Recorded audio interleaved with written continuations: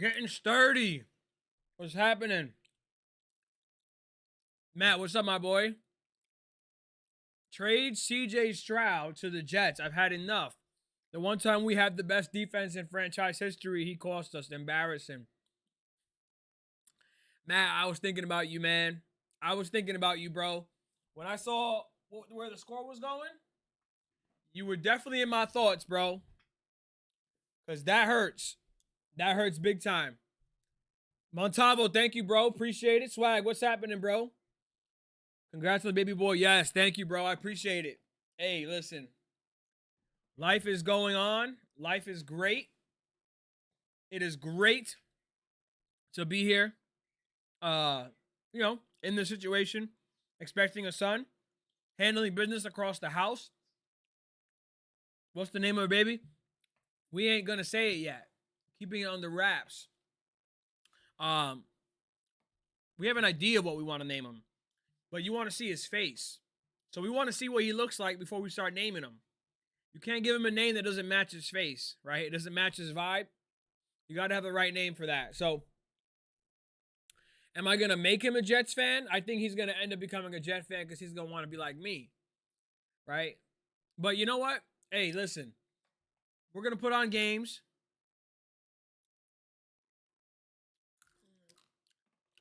I won't say getting sturdy. I won't say yet.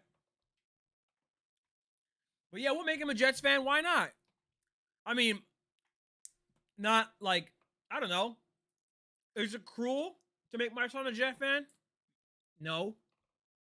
Maybe. But I would argue it's going to help build character, right?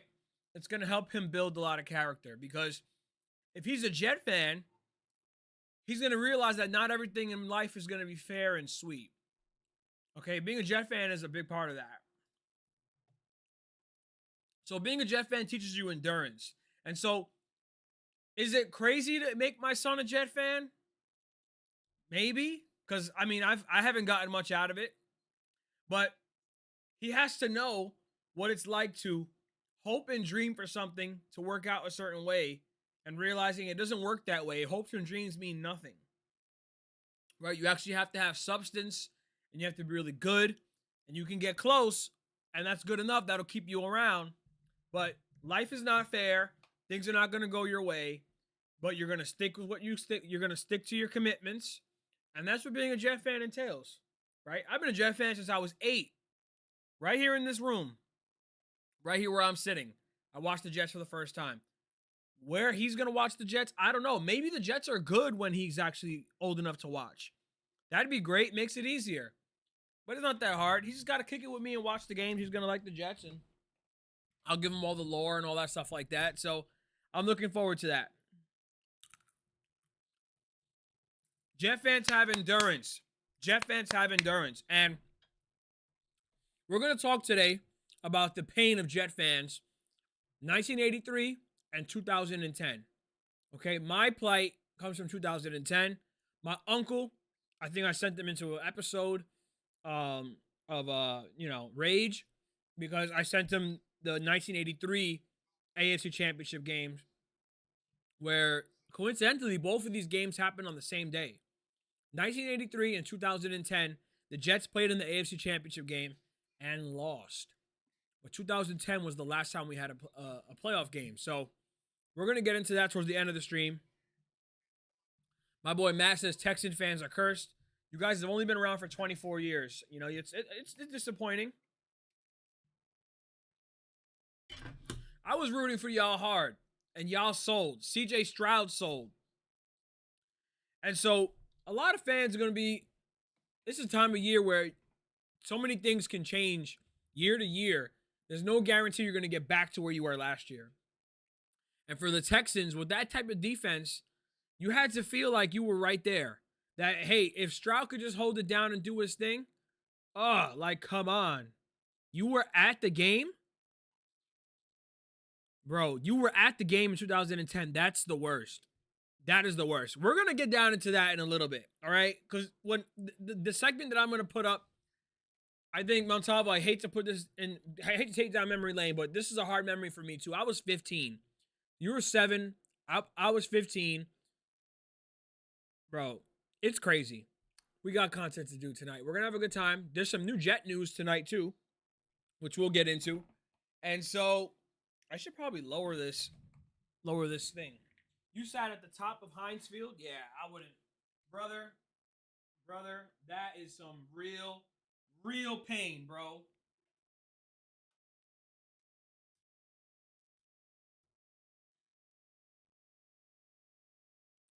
You traveled to watch the Jets potentially go to the Super Bowl and they sold. Yeah, I'd be sick, bro. I'd be sick. But first and foremost, let's talk about the conference championship. I know Matt is hate watching the Patriots this weekend. I know he's rooting for Denver to just stomp their boots in. But of course, Denver has no quarterback, but they could still win, right?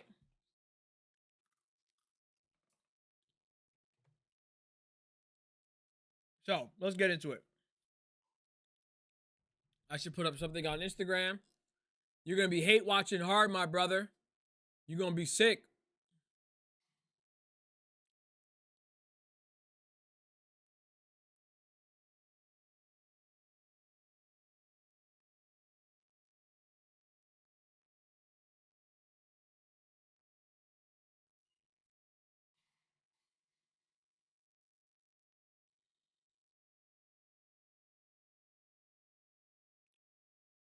You're dealing with an arrogant fan at college.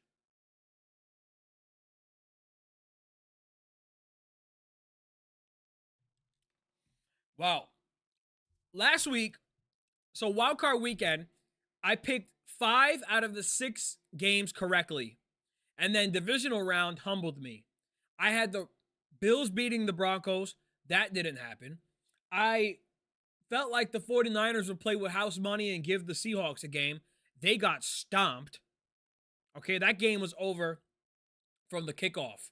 You could just feel the energy in Seattle just shift. Whenever you get a special teams play like that to start the game, you're already on the right foot. And Seattle just embarrassed the 49ers. And it was funny. Everybody was in the comments and Instagram posts saying, this aged terribly. Like, yeah, I know. I'm always down for a good laugh. And then Texans lost to the Patriots, which I needed them to happen. So I was only correct on Rams Bears. And that almost went wrong too. So I went 1 for 4 last week. Now we've only got 2 games left. And so conference championship weekend is one of the best weekends in football. It's the last hurrah. It's the penultimate games before the Super Bowl. NFL season is pretty much done after this point. We're just waiting for the Super Bowl and letting it play out. But I would say last week against the Broncos and the Bills, I put up a video talking about why it was frustrating to watch the game end that way. Now, I'm not going to sit here and say that the refs shouldn't call any flags. The refs should not call any flags at all. If it's a penalty, it's a legit penalty. And I thought the referees did a good job of letting those teams play. Those teams are really battling it out. I thought Buffalo was going to go to the AFC Championship game. I had Buffalo going to the Super Bowl. But when you turn it over 5 times, you can't get upset about losing by 3. Especially when before halftime, Josh Allen fumbled the ball and the Denver got a free 3 points. There's a difference in your game right there. And Josh Allen had Dawson Knox wide open for a touchdown and missed them. So Bills fans, I'm sure, are in deep pain. Like, they have to feel like they're the AFC's best chance to win a Super Bowl. Because, in my opinion, I think whoever wins the NFC title game is the champion. They still got to play the games, but I think the NFC is getting the Super Bowl this year. And listen, however you like it or not, the Cooks play, that's an interception. He has to complete the catch through the ground. And the defensive back completed the catch through the ground, not Cooks. And so I wonder if Bills fans saw the plays that Boutte and Diggs made for the Patriots. Do they miss Stephon Diggs in that area? I know he's been gone for a couple of years. But do they miss a premier receiver like Diggs? Because I'm going to tell you right now, Diggs would have been going down the field, saw it, and just went, yoink, ball mine. yoink, because he's got those late hands and just kind of goes. So, man, as the Jets fan, I'm not upset. I was not upset. I don't know if people really realize that I'm a Jet fan or that I wasn't a fan of the Broncos or the Bills. Some people are like, crybaby, crybaby. I'm not. I don't care if the Bills lose or not. As a matter of fact, it's kind of funny because we can still troll them about not having any Super Bowls. Yes, Jet fans can troll about that. But that call was correct. It was an interception.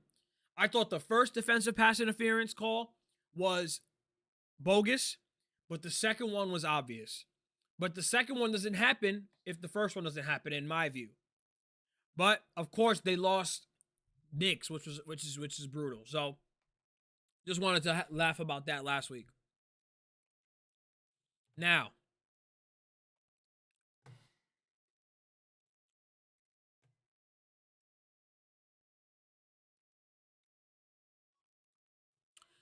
now, NFL Championship weekend. We got Broncos and Patriots at 3:30, and we have Rams and Seahawks at 6:30.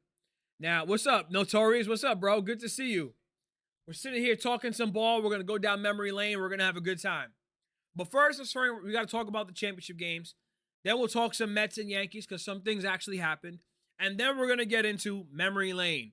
Jet fans, Giant fans, down memory lane. Championship weekend. It's here, so why not talk? Now, Broncos versus Patriots. I know who Matt is going to be rooting for. He's a Houston Texans fan. He's a little hurt. He's going to put a good hate watch on the Patriots. Disclaimer, hate watching the Patriots doesn't really work, okay? This is the Patriots' first time in the AFC Championship game since 2018 when they beat the Chiefs. They, at one point, made 8 straight championship weekends. 8 straight conference champions for the Patriots at one point. They have lifetime 11-5 in 16 appearances. So they are back. This is going to provide a great matchup. People are going to say they're having the luckiest path to the playoffs ever. Listen, they can only beat who they're beating. They can only beat who they're playing in front of them. They've beaten a lot of bad teams this year, but they have now won 2 games in the playoffs. So what more can you say about them?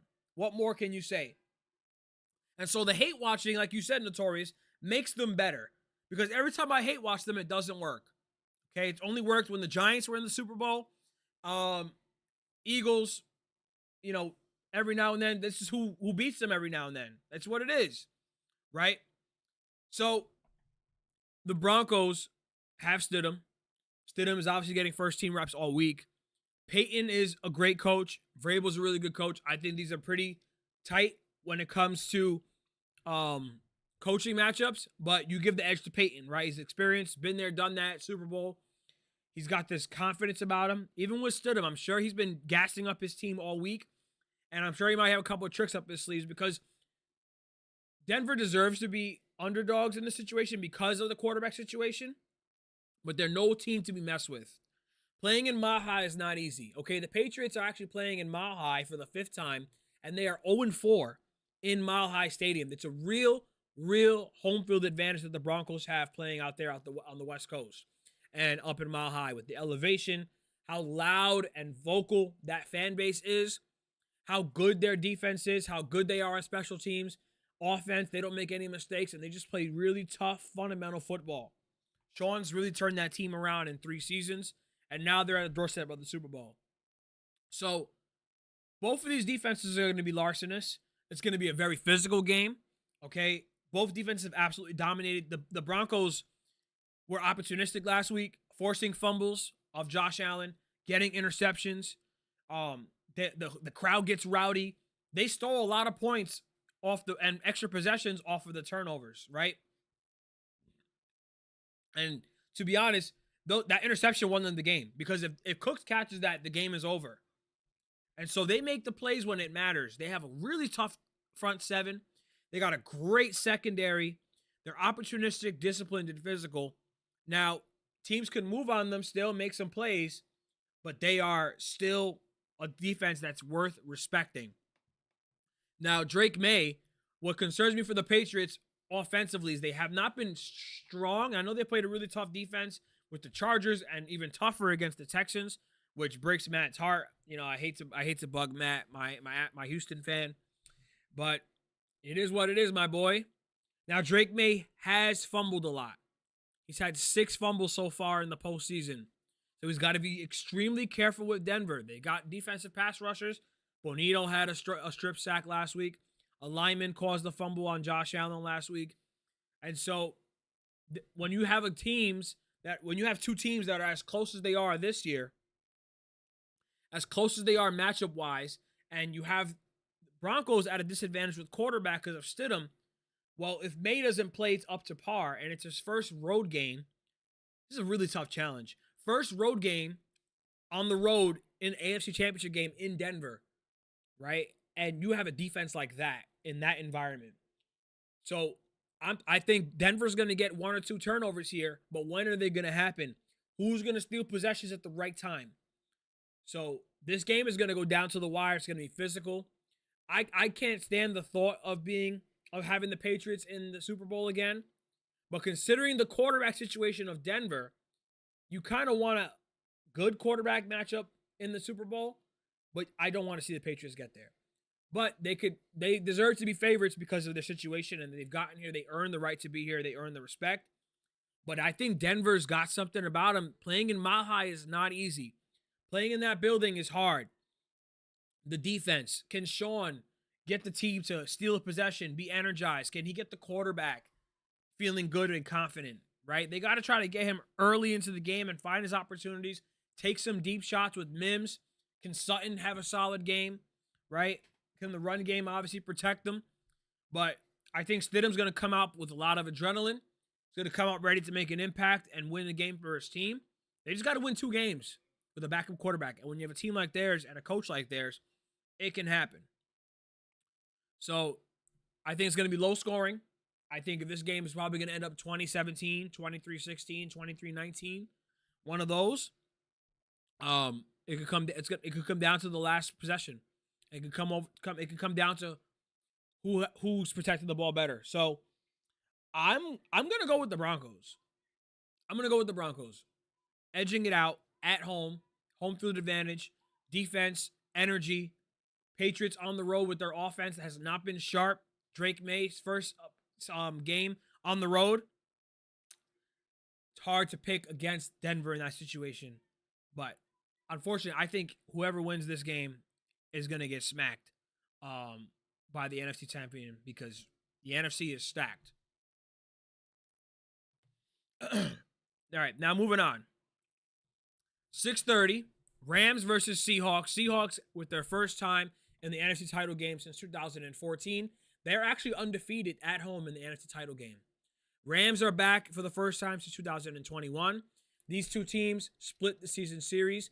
Rams won 21-19 back in November, and the Seahawks won that insane overtime thriller to clinch the NFC West on December 18th, 38-37. They had that weird backwards pass that was recovered for 2 points. Really, really crazy game. But that last game, the Rams and Puka Nacua were unstoppable, and they had no Devontae Adams. But unfortunately, the Rams defense gave up the lead, and the Seahawks mounted a ferocious comeback and were able to win the game. The Rams are prone to giving up leads. Last week, we saw the miracle of Caleb Williams, again, 4th and 4, chucking a ball up there and finding a guy in the corner of the end zone. I love the division rivalry, as you see, said Notorious. Division rivals playing out for a title game, awesome. And I think these two teams are the best in the NFC. The Seahawks deserve respect. They have a complete football team. Their defense is physical. They can shut things down. They have a really good running game. I know they lost Charbonnet, but it's still a really solid running game. Sam is playing out of his mind. You know, as a Jet fan, I have mixed feelings about seeing Sam do so well. But it's undeniable, right? When he gets hot, he's hot. He can play with the best of them. He's obviously mounted a comeback already early in the year. But they also have Shaheed. Shaheed's important because last week he started up right. He got the Seahawks started right with that kickoff return that was insane. The building got energized. And whenever you can deliver some type of knockout punch, it's like a haymaker, actually. You can put a stunning punch on your opponent by returning a kick, changing a possession, changing field position. So the Rams don't have a great special teams unit, and They already fired the special team coach in the middle of the year. Can that come back to bite them? Can that come back to bite them? So the Rams have a couple things going against them. They haven't been able to hold leads, right?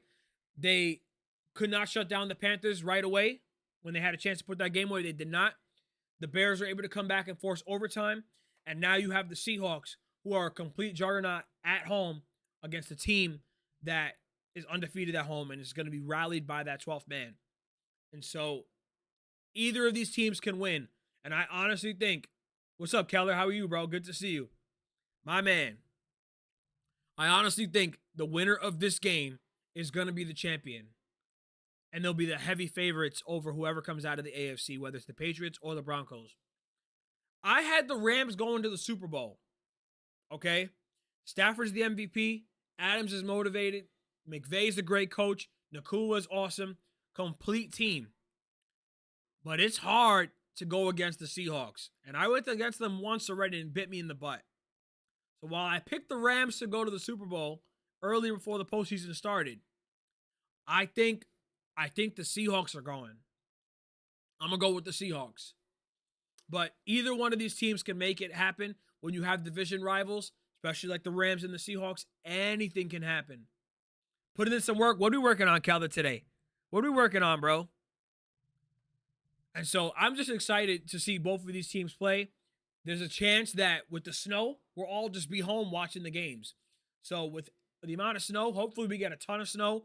We get to sit, order food, make wings, make patties, whatever, sliders, and we can watch these games and just enjoy the final 2 games of the NFL season as we wait for the Super Bowl to come. So, again, I'm going Broncos over the Patriots by a field goal in a tight game. And I'm going to go with the Seahawks going over the Rams. Despite the fact that I picked the Rams to go to the Super Bowl, I think the Seahawks at home with their complete team and the special teams, I think there's a chance that some special teams play is going to flip this game around.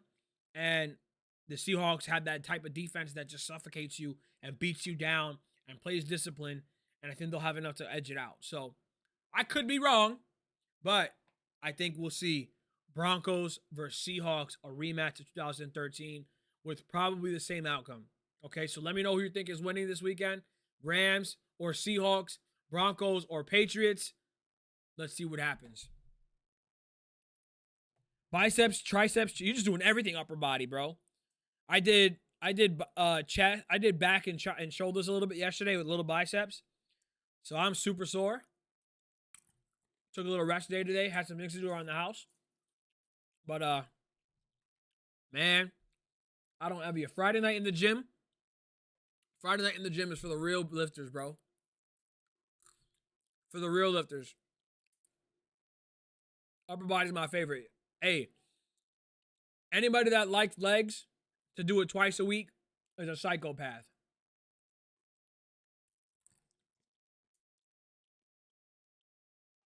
You go Sunday through Friday, and you keep Saturdays your off day. Yeah, it's a good one. 6 days a week, animal. And I've been on the gym a lot lately because I just don't want to be. I don't want to be a fat dad. You know what I'm saying? I don't want to be that.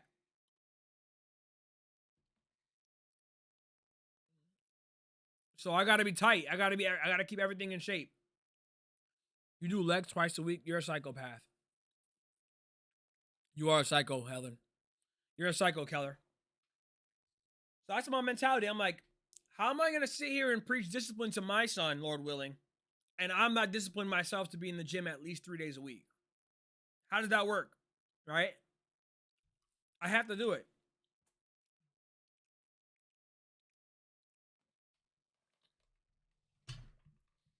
Yeah, he's probably a hamstring. I'm doing my hamstrings today, hamstrings and calves, and quads and glutes today. Like when you do those types of splits, animal.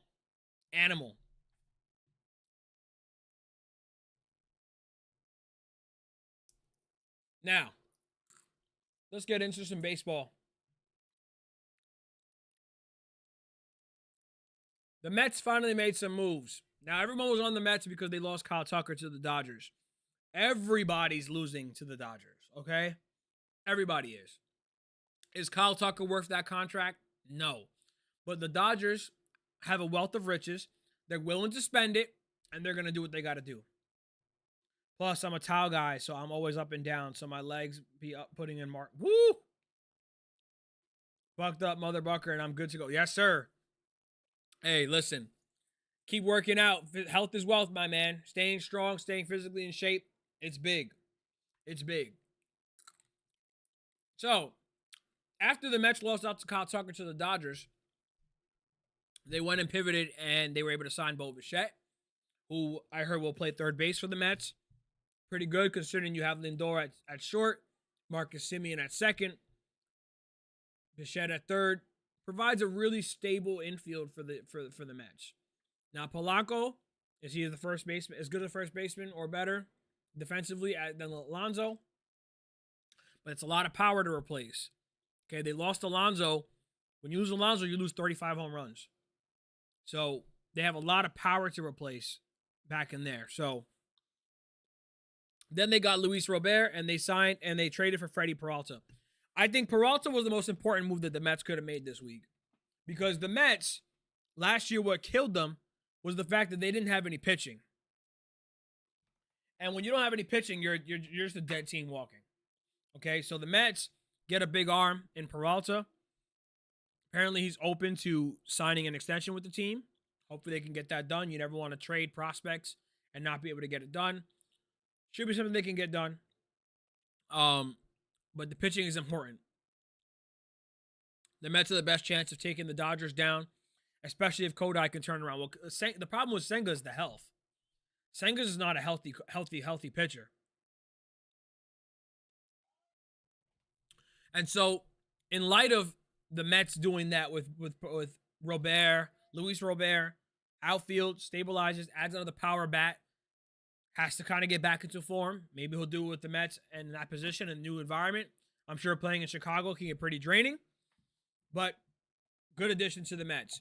Now, their potential lineup looks like Lindor leadoff, Soto second, Bichette at 3, Polanco cleanup, Semien at second base, Brett Beatty utility DH 6th, Robert 7, Alvarez 8, Carson Benz or whatever, batting 9th.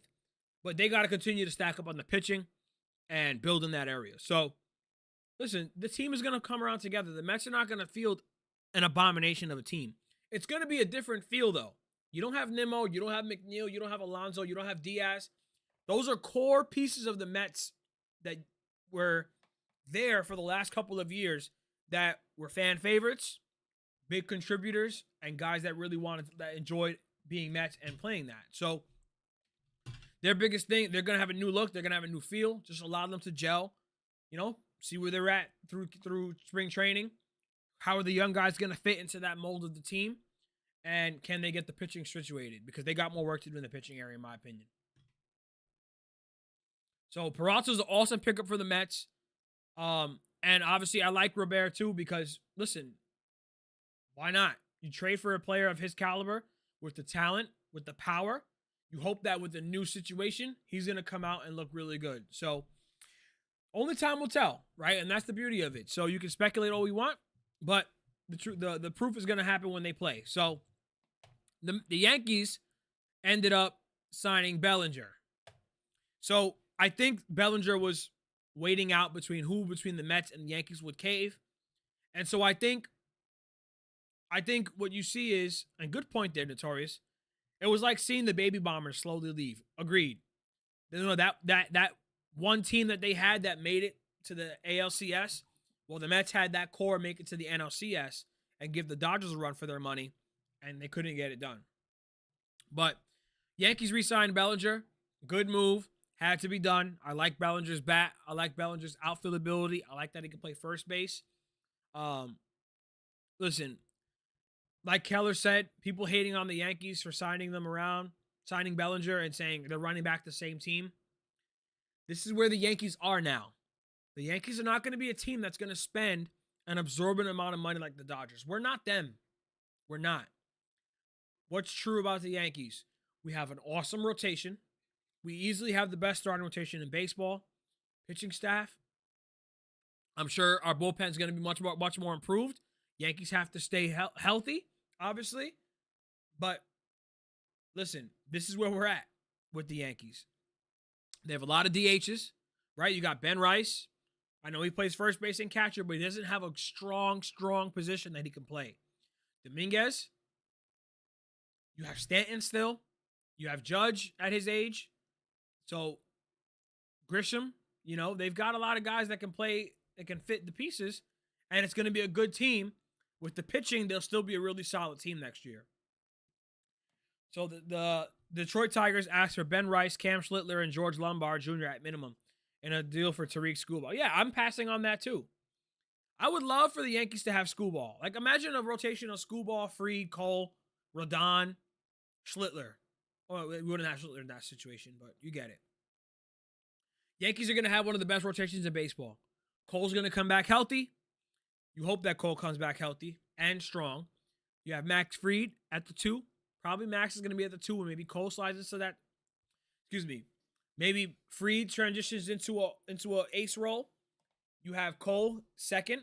Maybe Schlittler can continue to improve and rise as a third starter and a high-end starting pitcher. You still got Will Warren. I know Clark Schmidt's going to come back towards the end of the year. You still have Luis Gil, and you have Rodon. We got 5 or 6 pitchers deep. So there's lots to look forward to. Yes, it's the same. It's a similar team offensively. You got Jazz. You got Judge, obviously. You have Bellinger. You have Grisham. You're going to have Stanton. You're going to have Ben Rice. You're going to have Dominguez. You're going to have Bellinger. You're going to have Volpe. Now, did somebody beat out Volpe this spring training? Who knows? I don't see a future for Volpe on the Yankees anymore if he doesn't have a strong spring training. I think he's still going to be on the team. I don't think they're going to give up on him. But we still don't have a bona fide leadoff hitter. And I'd like a leadoff hitter to kind of be a table setter for the rest of the lineup. But we're not at that situation. Who are they gonna sign to be that role? That maybe that person is in the farm system, maybe they're not. But what remains to be seen. It remains to be seen. But Keller, I agree. The fact that Schlittler's here, you actually don't have to rush Cole back. If you want to give Cole more time and have him come back end of April, in May, you can do that. You can do that. And that's what having great starting pitching is going to do for you. You have flexibility to save your ammo and save guys so that when you really need them down the stretch of the season, July, August, September, and obviously an October run, you have guys that are healthy.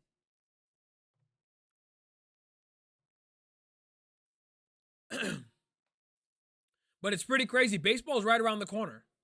Baseball is not that far away. Obviously, we're going to have the World Baseball Classic. I don't even know what the dates are for that, but I'm excited about that. Healthy and not burnt out. Think about that. Cole, Fried, Rodon, Gil, Schlittler, and you still have Will Warren. And you still got Clark Schmidt. You still got guys like Ryan Yarbrough, right? I think he's still on the squad. Ryan Yarbrough.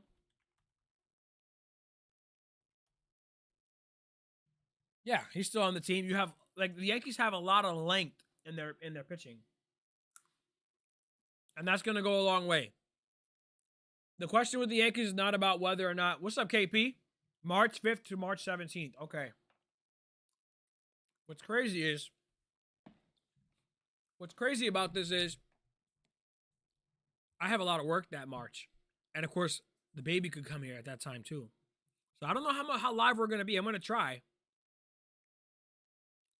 Keller, I think the World Baseball Classic is awesome, man. It's one of my favorite tournaments that they have every 4 years. It really is. Team USA is going to be stacked. Obviously, we're going to go for Puerto Rico. I'm going for Team USA as well. A lot of range. KP, what's good, bro? Hope you are well. I'm sure work has been busy with the impending storm. Everybody trying to stock up as if there's an apocalypse or something.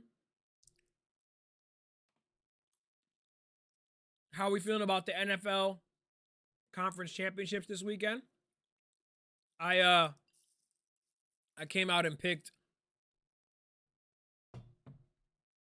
100% right. My wife was like, maybe we should go to Costco. I'm like, I'm not going there. I don't want to go there. No. I don't want to deal with the crowds and the hecticness and checking out. Like, no, no, no, no. I'm good. I'm good. Mm-mm. KP, how did you feel about Tomlin leaving? You think it was the right timing? And who do you want as the Steelers' new coach? Because you guys hire coaches for keeps. You guys hire coaches for keeps. If you get hired to be the Steelers head coach, you're not leaving. So hopefully you guys get a guy that you can trust. Needed to be done. Yeah. When you're around for 18 years, like he was, one Super Bowl, 2 appearances, he did pretty good. He did pretty good for himself. I'm sure he'll be back at coaching next year. He'll take a year off. I don't know where he'll end up. People try to say he's going to go to the Jets. I don't know.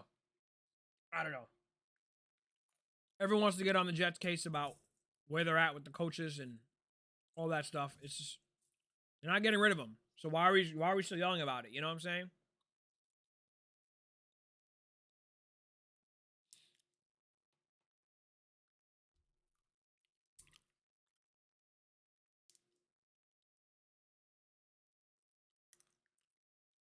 I want Brian Flores, but after hearing about Mike McCarthy, now I just want anyone but Mike McCarthy. That's funny. Because you know what's going to happen with Mike McCarthy, right? If McCarthy goes to the Steelers, you guys will be a good team, I'm sure. But you'll end up you might have Rodgers back for one more year. And I'm sure you want to be done with that too. Because I think Rodgers had said he'll go anywhere where Mike McCarthy's going to go. And so if the Steelers hired McCarthy, there's a chance that they're still looking to keep Rodgers around. And I don't know how great you feel about that. Because watching their offense against the Texans was painful. Now, I wasn't that upset about it because, I hate the Steelers. I got a love for you. You know that. But I hate the Steelers. I am a traumatized, tortured soul when it comes to the Steelers. And, hate watching you guys never gets old. I just got to admit. But, of course, it never works when the Jets are playing y'all. So, that's that.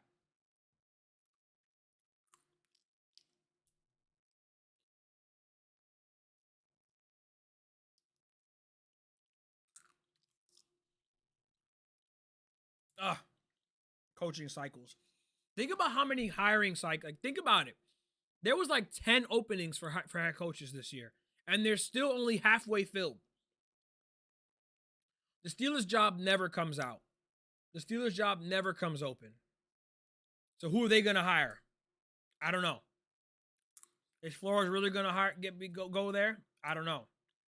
With this lawsuit, I don't know how it's going to happen. The coaching carousel was crazy this year. And when you have this many openings, right? Like Mike McDaniel could have easily went to any head coaching job he wanted to. I thought he had the pedigree and he had some good success in Miami. But he went to be offensive coordinator. That only limits the pool. So you're going to have guys like, Stefanski went to the Falcons. Harbaugh went to the Giants, which I thought was a great choice for y'all. It was a good fit. Harbaugh's going to raise the floor of the team. It's a good hire for the Giants. People sit here, Jet fans, I understand the argument for why they wanted to fire Aaron Glenn after 1 year. But with 10 openings, you think the Jets would have actually gotten really solid candidates if they would have fired Aaron Glenn? Like, it would have been insane. It would have been insane. It doesn't work that way, right? So, some news came out this week talking about the Jets. 2 defensive coordinator names, 2 big names declined interviews with the Jets. And so some people were like, well, this is why we had to fire Aaron Glenn. This is why we had to fire Aaron Glenn. Going on and on and on and on, just wasting their breath, complaining about the same thing that's not going to change. Okay? It happens every single cycle. Last year, Ben Johnson and Liam Cohen did not interview to be the Jets head coach. Okay? Vrabel interviewed, Glenn interviewed, the Jets interviewed a million people. Okay? But it happens. It's the Jets. The Jets don't have a quarterback. The Jets don't have a stable future right now. We got a lot of draft picks, but we don't have anything locked in saying making this a very, very, very attractive job. Aaron Glenn wanted the Jets job. So the fact that he wanted it is worth something in my eyes still. Yeah, you know what? The performance is up and down. It has to get better. But firing him would have made this a lot worse. You think anybody would have came to the Jets after this year, if you think anyone would have came to the Jets if they fired Aaron Glenn after one season with 10 openings? Like let's be for real. So the coach is going to have to get himself out of the mud, and it still may not be good enough because Tomlin's still around, and he's a free agent, and he's obviously... Who's going to go to the Jets after they fire Aaron Glenn for 1 year? Who? Everybody skips positions. Everybody skips. I don't want to go there. They don't have a quarterback. That's why Liam Cohen went to the Jaguars. Right? Ben Johnson went to the Bears because they had Caleb Williams. Who the Jets had? They had no quarterback. What, Justin Fields and Tyrod Taylor? Is that an attractive job for a head coach? No. So being denied is part of the cycle. Okay? It's a hard sell for the Jets to be, with the defensive coordinator. It's hard. The coach might be on the hot seat. The team is not great on talent defensively. It happens. So let him just figure it out. If it fails, he's gone anyway. I'm not begging for a Super Bowl. Just raise our floor. I want to be more competitive. Well, with Harbaugh's resume, you could argue he's probably the best coach in the division. So you already upgraded that coach. He's going to bring a strong staff. He's going to bring some guys from the Ravens, I'm sure. Like Linderbaum could be somebody to watch out with going to the Giants. So, one can hope that the Giants would improve and be a lot better next year. In the NFC East, with how shaky it could be from year to year, Cowboys going to be competitive. How did the Commanders look in year 3? And how did the Eagles look with another year of Sirianni and the gang? So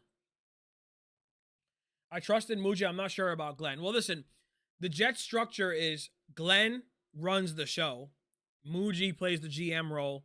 They work together as a tandem, but Glenn, I think, has the final say on the roster. And he leans a lot on Muji to build with the scouting department, building the cap sheet, building cap space, looking at personnel. But Glenn is the guy in charge. The challenge that Glenn has is he has to prove to somebody that's a defensive coordinator candidate that he can have a program that's worth buying into. Hey, we got a lot of draft picks. We're going to invest a lot of draft picks in the defense. We have a lot of cap space. We're going to allocate to this. We're going to pay you well.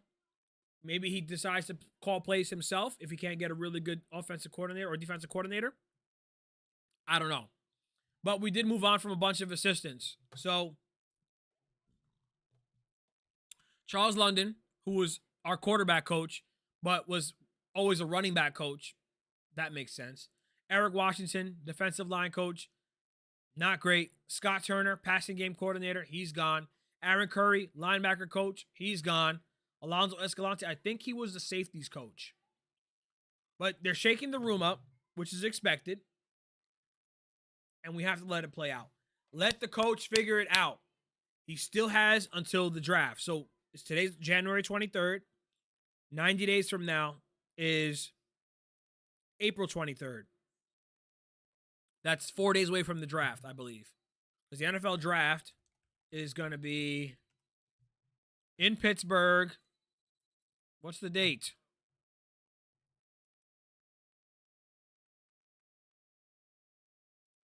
Where's the date? April 23rd to 25th. So we got 90 days from right now till the draft, till the end of the draft. So the draft ends April 25th. In 90 days, the Jets are going to look completely different. Hopefully we got a defensive coordinator. Hopefully a senior offensive assistant. Hopefully a bunch of free agents that can help improve this roster. And we'll have the first round of the draft ending tonight or starting right now, 90 days from now. Let's just see. Firing sometimes is not the same. It's not the solution all the time. It's not. Who do I want it to? Man, you know, I saw somebody on Reddit talk about Arvell Reese, saying that his coach was basically calling him Jamie Collins and that he's very scheme reliant. I think the Jets at 2, you ideally want a game-changing, franchise-altering player there, but we're not getting Mendoza, right? We're not getting him. I'm super down for Ruben Bain or David Bailey. You want somebody that's going to impact a game. And Bailey, I think, is a monster. Has great stat numbers, great stats, great measurables. Bain is a beast. I mean, he's just a big, heavy outside linebacker. I know he's got short arms, but he's got violent hands. So if you have short hands, you have to have the most insane hands for a guy your size. Bain was awesome. And watching him against Mendoza and against Indiana, he was moving people around. He was flying around. I still like Arvell Reese, but I would either go Bain, David Bailey, and Arvell Reese. I'll go with those 3. There's a chance that they could go. Come on, man. Stop. Get down. There's a chance that they could go wide receiver there, Carnell Tate. I don't know if they'll get Caleb Downs at that point. A safety, 2nd overall. I mean, he has to be generational. So I don't see the Jets going Caleb Downs unless they trade it down. But they're going to get a really good player at 2. But if I had to choose today, it's in this order: Bain, Bailey, Arvell Reese. Either one of those players will do wonderfully for our defense. We got punked around last year a lot, bro. Like, we had a defense that was getting suckered around. And if we go Downs or Tate at 2, it's really rich. And honestly, it sucks that we don't get the chance to get Mendoza. Because Mendoza showed me a lot of grit on Monday. Mendoza showed a lot of grit. That touchdown run on 4th and 5 told me everything I need to know about the type of player that he is. And that he's really, when he says that he's ready to die for the team, he means it. And that play embodied that. Because that safety on Miami was ready to knock his lights out. I want to watch the play again. It's honestly one of my most favorite plays by a quarterback.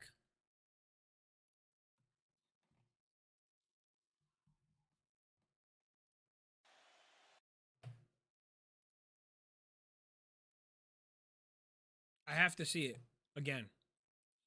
It's that good. We smoked him in the Big Ten championship game, hurt his arm, and he came back. He's a dog, bro. He's a dog. He's willing to put it all on the line for the boys at all times. Gotta get to the 8. And like, he hesitates. He's gonna take off and run. Mendoza weaves his way first and go diving. Amazing. Touchdown. Amazing. That's where he won that 31 came in to knock his lights out.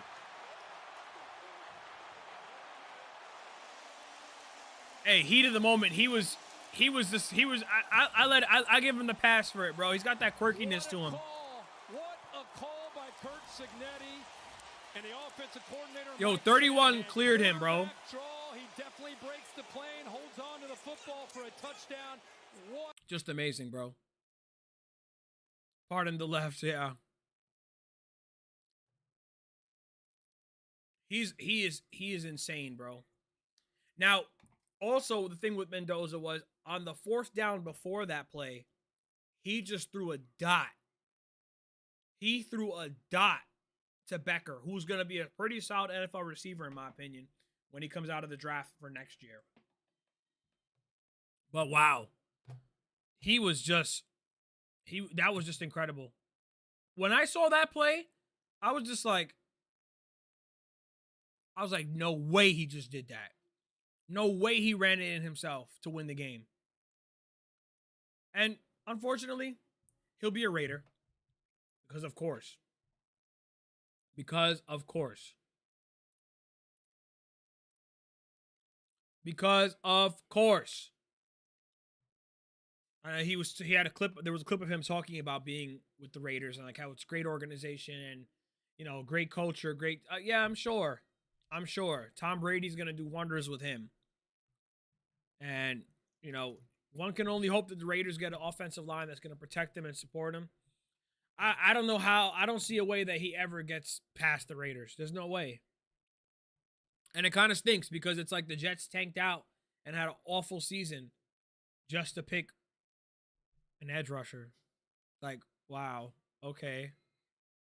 We did all that tanking and had to endure such a brutal season to get an edge rusher. Like, can't wait.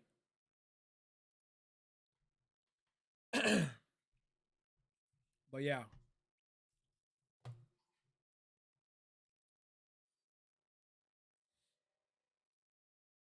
Now, we're going to transition into another topic of mine.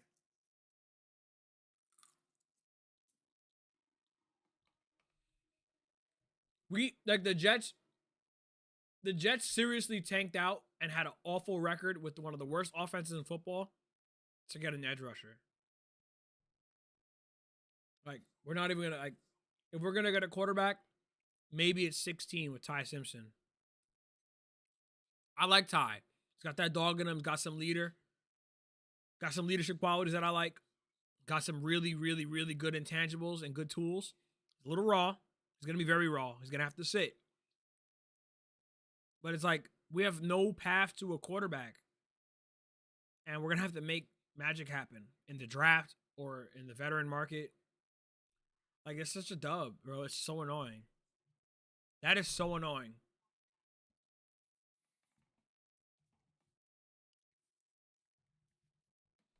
Now, I'm going to go to my guy, Jets history.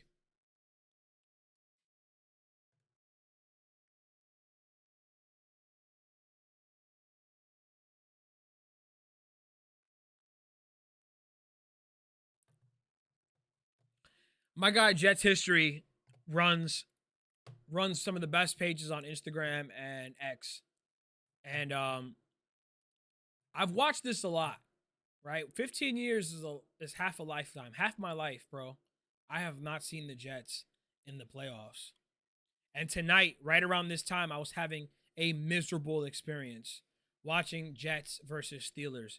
After the highs of the New England game, beating them in Foxborough, we already beat Pittsburgh 5 weeks before this game. This is the one more step to the Super Bowl. The Jets are back in the AFC Championship game. Win, and they go to the Super Bowl. And it was just a terrible experience. That first half, like, and even though the Jets beat the Patriots, let me put back to NFL. Sidecast. Even though the Jets beat the Patriots in Foxborough and had beaten Peyton Manning, real Jet fans knew, and even me at 15 years old at the time, we knew there's always a chance for the Jets to mess it up. But not this year. But not this week. Not this year. We already beat the Steelers. We already beat them. We beat the Patriots. The Patriots were going to go to the Super Bowl again. They were an absolute buzzsaw. Brady hadn't thrown an interception since October of that year. And we play the Steelers, and it's like, it just drives me crazy. Great intro, scenery. You didn't get. I don't know if you saw this, Montalvo, because you were at the game. On this night, strategy is paramount. Yes, it is. Flawless execution essential, and every move holds the outcome in balance. Let's go, baby. Let's go. Bro, I watched this upstairs in this same house. They are both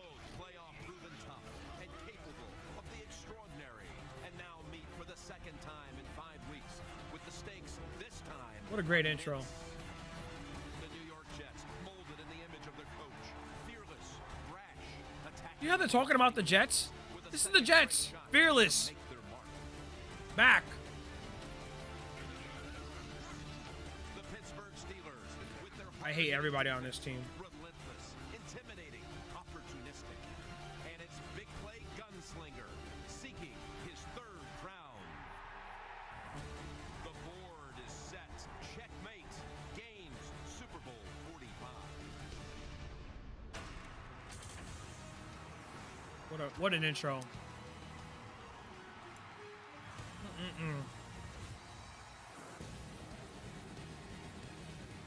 Still hurts my soul, bro.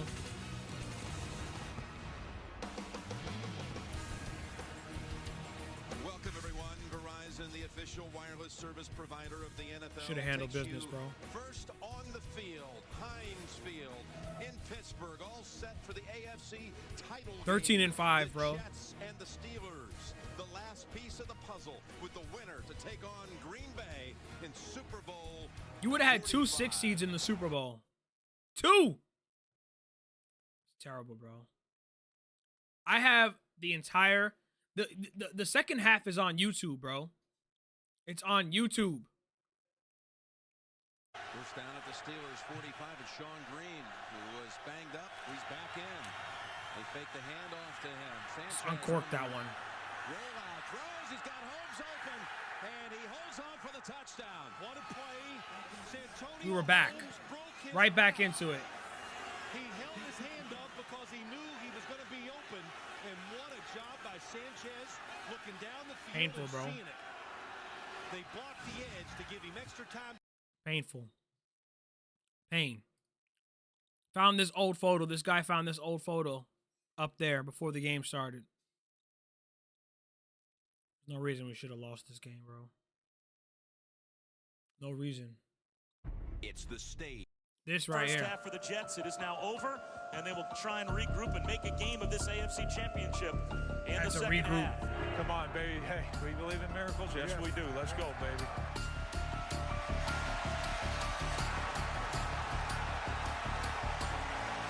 What a trooper, bro. I wonder how that Jet fan is doing. Uncorks a deep one towards the end zone for Holmes. He's got it. Touchdown. Yeah! You gotta fight with me. You gotta fight with me. Whatever it was, I want more. Roethlisberger, quarterback sneak. He lost the football. Mark was ready for it. Football. Safety. The Jets scored. Here we go, baby. Here we go. I told you, we're coming back. Let's go. Slant left, caught, walking into the end zone with a touchdown is Jericho Conchery. His last catch as a Jet. 24-0. You'd still have faith there was a chance that they could make a game of it. Then Roethlisberger extends the play again and finds a way to throw for a first down. The Jets are out of timeouts, and the Jets again, in heartbreaking fashion, get to the doorstep of the Super Bowl only to see their season end in the AFC Championship game. Where grand Bro, masters this is collide. crazy, bro. You know the worst part about it? Okay, I never thought, I thought they would just make it again the next year. Oh, the Jets will be back next year. The Jets will be back next year. You know, I was hate watching the Steelers so bad this Super Bowl. I was hate watching them bad. And I was a sophomore in high school. So figure this. I've graduated high school. I graduated college. Met my wife, got engaged, got married. Left McDonald's, got into my new job. Got promoted again. Got married. Have a child on the way. In all that time, the Jets have still not been back in the playoffs. From 15 to 30. Bro, half my life. Mind you, when I was 8 and I started watching the Jets for the first time, I watched 4 seasons of them being in the playoffs. 2004, 2006, 2009, 2010. I saw the Jets in my first 4 years of fandom. First 7 years of fandom in the playoffs 4 times. and a game away from the Super Bowl twice. And they have not been back ever since. Bro, when Antonio Brown caught that ball from Ben Roethlisberger, yo, I screamed so loud and slammed a little football on the floor and put my hands in my face and fell to my knees upstairs. Upstairs! And I remember my uncle was just like, it's okay, buddy. It's okay. I was not okay. And I know my uncle in Brooklyn was sobbing.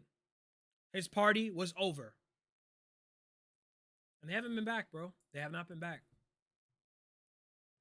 Montalvo, bro. The Jets got the ball when it was 24-10. The Jets got the ball when it was 24-10. 24-10. Just before the fourth quarter started. Bro, they dinked and dunked and dinked and dunked all the way down the field. Kotri got wild up there. They are dinking and dunking and dinking and dunking. First off, I want to know where the flag is on this play. Okay, I'm still begging for the flag. They're at the 30-yard line with 12 minutes to go.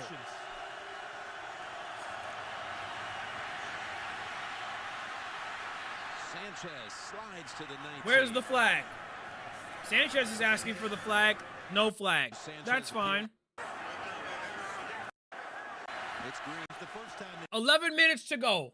3rd and 3. Jets are in the red zone. 11 minutes to go. 3rd and 3.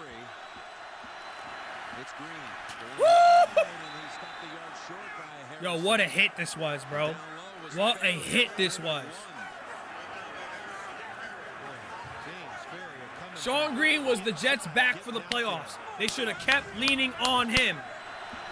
Let's get after it. Come on! The next play, 4th and 1, right? 4th and 1, 11 minutes to go. 4th and 1. Look at the clock, everybody. They're in the red zone. Look at Palomalu get smacked. First down. 11 minutes to go. After this first down play, Sanchez fumbles the ball. They lose 8 yards. To avoid further makes it 2nd and 18. 10 minutes to go. Still going backwards. Still haven't scored. Holmes on the near side. They're going to go draw. Let's go. 9 minutes to go. He's fired up. Offensive line is fired up. Let's pick up the tempo. One escape from Ryan Clark to go for 16. Oh, it is. Matt Slauson gets you're right. Tony Richardson pins. Absolutely destroys Ryan Clark. Timmons to the inside. Almost ran in for a touchdown on that play. Nuts. 3rd down and 1. Sean Green. 3rd and 1. For the Steelers. Touchdown saving play. Touchdown saving play by Lawrence Timmons. He's in the end zone. That would have been 9 minutes to go. First down. 1st and goal. Sean Green is there. Green is still behind Sanchez on 1st and goal. It's Green. Almost made it in. Run it again. Green the ball carrier. Yeah, Sanchez. Run it again. Give me the play. They don't run it again. 8 minutes to go. Look how much time the Jets killed. They killed 7 minutes, bro. The reason they didn't have enough time on the clock was because they did it to themselves. Sanchez still has it now. Throws and incomplete. It was in the hands of Dustin Keller. 7:53. You know, it's well done by the Steelers defense, but the communication from the sideline to Mark Sanchez. Keller's got to go down for that. You can't sell the Jets in history. 3rd and goal. Super Bowl. Everybody's down. Look at the pass pro. Look at the idiot right tackle, Wayne Hunter. Standing in pass protection. Woodley did not blitz. Hangs back. Would have been a touchdown.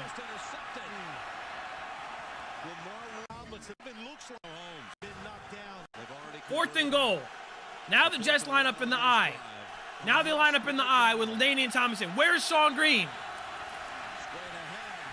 Second chance. Push back and no. Bro, my heart sunk when I saw this play. Because of course they didn't score. Of course they wasted 8 minutes. And of course they ran out of time. They went right up the gut. It should have been Sean Green. Was completely blocked up. Now, safety. Second time in Safety. The Jets get the ball back again.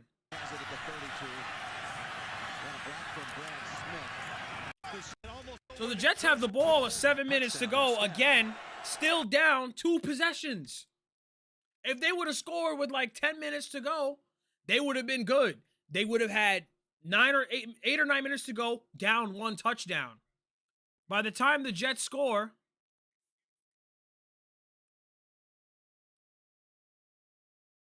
with 3 timeouts, 2-minute warning. If they score, good chance of getting the football one more time. They run it with LT. still running it, still wasting hella time. Second and goal. Henderson shifts to the right. Sanchez looks left. He's got his man, and it's a touchdown.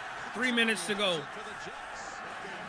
In the country. Well, that was some play. Shifted to Clock management from hell. Make sure to get one defender over. Horses scored. First down from the 41. And then they had Defense tightened up. How close were we to a first down on some of these plays? Look how close he was to look how close he was to batting this ball down. It would have been 3rd and 8. picks up 14. Well, it's a good fake. They got 2 tight ends in the game to make sure that there's no quick pressure on Ben Roethlisberger as he makes the fake. Look how close he was to batting this ball down. Coming across the field. Safe throw. Jets have just used their second timeout. He was a hair away from batting it down. And Heath Miller. And that made us burn our second timeout. With the 2-minute warning and 1 more timeout, all it took was that final play. Any extra time. And that was it, bro.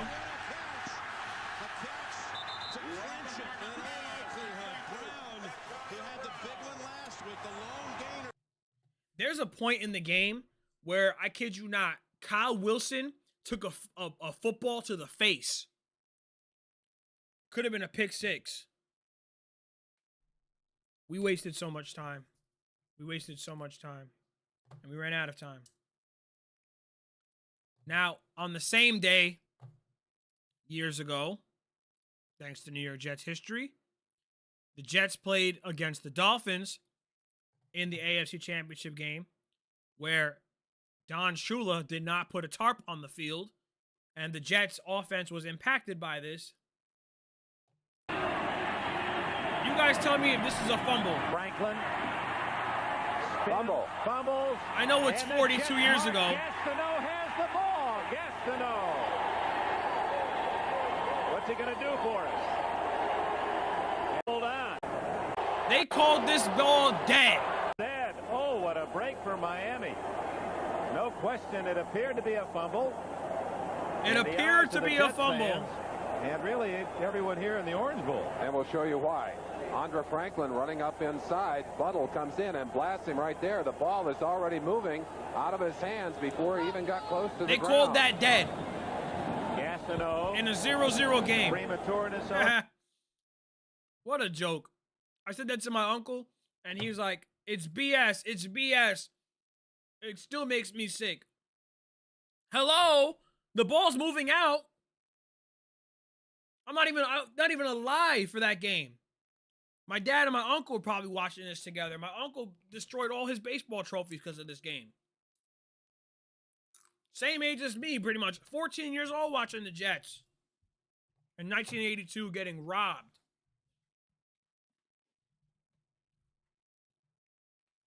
I get very in my bag about this. Because we wasted so much freaking time. And we were better than them. We literally beat them. We literally beat them. For him. Rivas of Pittsburgh. Time. Receivers in the I remember this play as well. This is when it's 7-0 Pittsburgh. Rivas could have had an interception here. And incomplete. Looking for Wallace. Now, I don't remember if they scored on this play. Which gave Rivas the time to make the play on it. But Ben Roethlisberger was just chucking the ball up everywhere. No way you can overthrow me. But Darrelle Rivas this time, maybe he's on Mike Wallace because we saw Antonio Cromartie limping. Look how close. And we know about Mike Wallace, one of the fastest receivers in the NFL. Darrelle Rivas just tracking the football the whole time. Drops a pretty... Should have picked that. He should have picked that. That should have been a pick.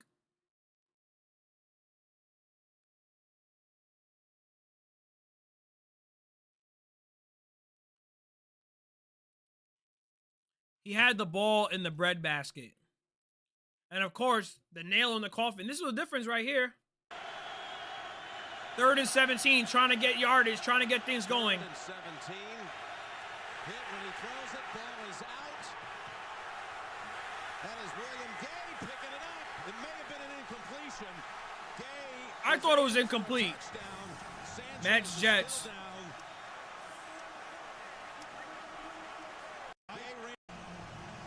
Taylor coming from the backside. 2 defensive backs. Blitzing. Bro. I don't know. Looks like the arm was just going forward. There should be a review from up top. Inside of 2 minutes. Steelers are. If it was the Patriots, they would have called it an incomplete pass. From the backside, 2 defensive backs. Blitzing. I don't know. They called that a fumble and a touchdown. Looks like the arm was just going forward. There should be a review from up top. Inside of 2 minutes. Steelers are anxious to go ahead and launch the snapback and put it in the books, but the officials, they're going to give them time to look upstairs. That, Phil, you can Bro, say that you just could tell me, is his arm coming forward? Yes. Again, it's like the Miller challenge in the first quarter. It's about as close, open to really great interpretation. Taylor on the hit. Another issue here is Sanchez is on that sideline, and he's in a lot of pain. Bro, his arm is just going forward. What it is, it's going down, so his arm is flexing. In my opinion, it's not going forward. Phil Simms said it's not going forward. Look at the 2 blitzers off the side. Oh, that is a big hit. Mark Sanchez. Killing me, bro.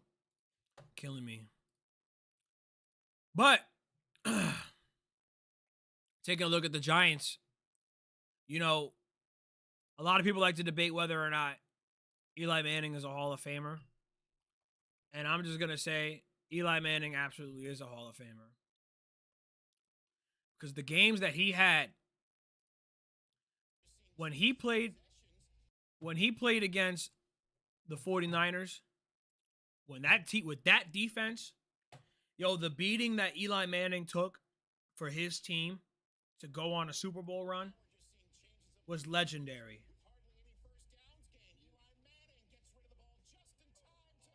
When his team needed him, he was there. Hard-hitting San Fran defense, just beating him up. You never saw Eli's helmet come off after the Jets knocked it off because he changed it to the shut DNA. Look at this play. Bro, Eli Manning picked himself off the turf with his helmet disheveled, getting slammed. Bro, you never saw this helmet dislodged from his head. You never saw his pads like that ever. Hardly ever. Grass in his helmet. Everything's disheveled. Yo, this helmet was not coming off his head, bro. After he got knocked it off by the Jets in the preseason game in the previous year, he went to the shut DNA and he didn't get off that helmet for a minute.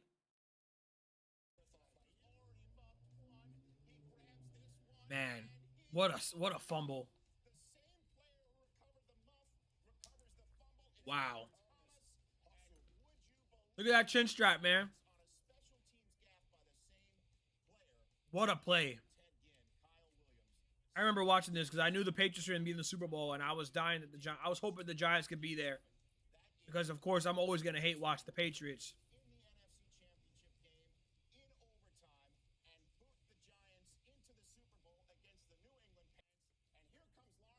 Lawrence Tynes knocking field goals down. Sending the Giants to the Super Bowl.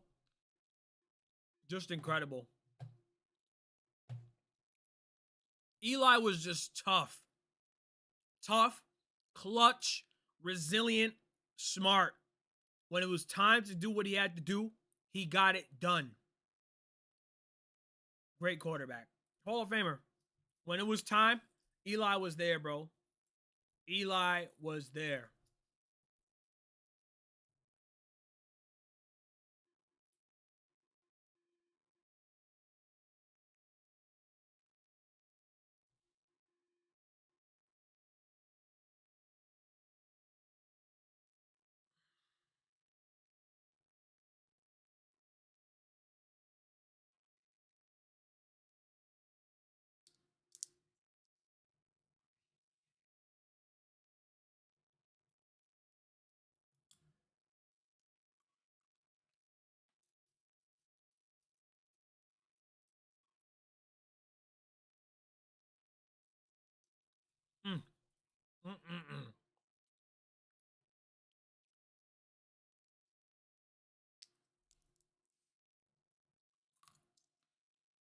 What a trip down memory lane, man. I just pray that one day I'll get back to the playoffs and I can enjoy Jets football again.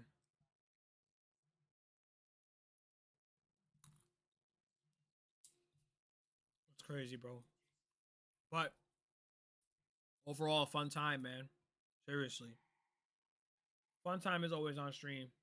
Talking Jets, talking ball, talking little Yankees again. What can you do? So, time to get New York football's in a need, like you said, Notorious. New York football needs to be back, bro.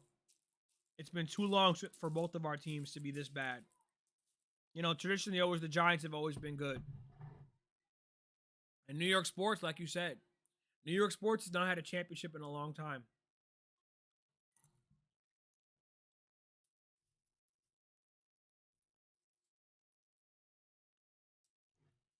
New York sports needs it. I need it.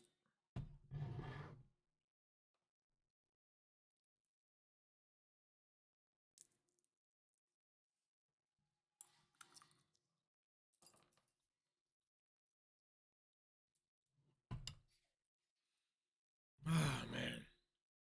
Insane, bro. Anywho.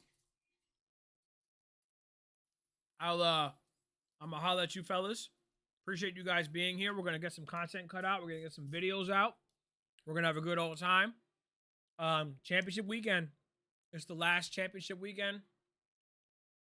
It's the last game of multiple games. Last weekend of multiple games in the NFL. After this, it's Super Bowl time. And I think the NFC is going to have their champion. Or they'll at least be heavily favored, but I think it's going to come out of the NFC. And so we'll have a good time. Jay Montavo, DM me on Instagram. I'll look at those in a second. I can't believe you went to that game. You lived it differently than I did, bro, because I was up here in my house suffering, bro. I'm still suffering. Soon will be dancing to Bad Bunny. Yeah, let's see. Let's see. And maybe we'll see Sam Darnold win a Super Bowl or the Rams. I don't think it's going to be in the AFC. But, I'll holler at you guys soon. Hopefully we'll be live after this week. We'll recap whatever happened in championship weekend, and we'll have a good time. Ciao, everybody.